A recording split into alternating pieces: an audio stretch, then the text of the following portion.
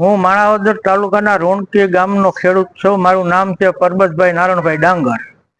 હવે અમારે અત્યારે ખેડૂતને 20 દિવસથી મગફળી તૈયાર થઈ ગઈ છે અને માણાવદરની અંદર એક સેન્ટર ચાલુ કર્યું છે, બીજા સેન્ટરને મંજૂરી આપેલી છે છતાંય ચાલુ કરતા નથી।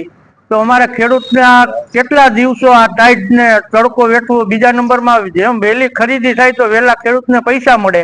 અમારે શિયાળુ પિત્તનું વાવેતર થાય, પછી કોઈ લગ્ન હોય, દીકરી દીકરાના છોકરાઓની ફી ભરવાની હોય, મજૂરી ખર્ચ આપવાનો હોય, તો જેમ બને એમ વહેલી તકે બીજું સેન્ટરને ચાલુ કરવા અમારી અપીલ છે। અને અમે આજ માણાવદર મામલતદારમાં આવેદનપત્ર આપ્યું, વંથલી ડેપ્યુટી કલેક્ટરને આવેદનપત્ર આપ્યું અને જુનાગઢ જિલ્લા કલેક્ટર સાહેબને પણ આવેદનપત્ર આપ્યું।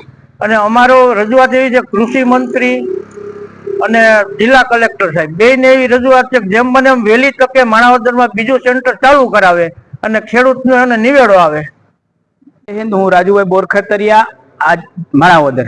આજરોજ અમે માનનીય કલેક્ટર સાહેબને આવેદનપત્ર આપ્યું છે। આવેદનનો વિષય છે કે માણાવદર એપીએમસી ની અંદર માત્ર ને માત્ર એક જ સેન્ટર ચાલુ કરવામાં આવ્યું છે।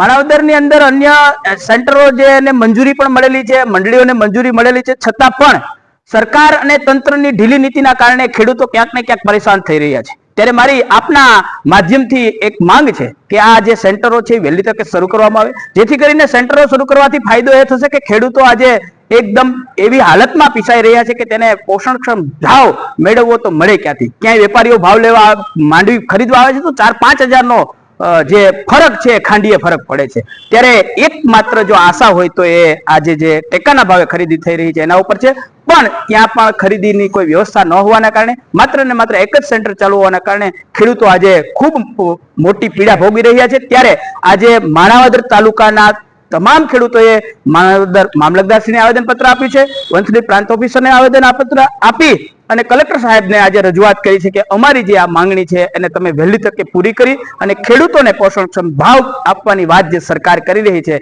એ ખરેખર ખેડૂતોને તમે ન્યાય આપો। અસ્તુ, જય હિન્દ।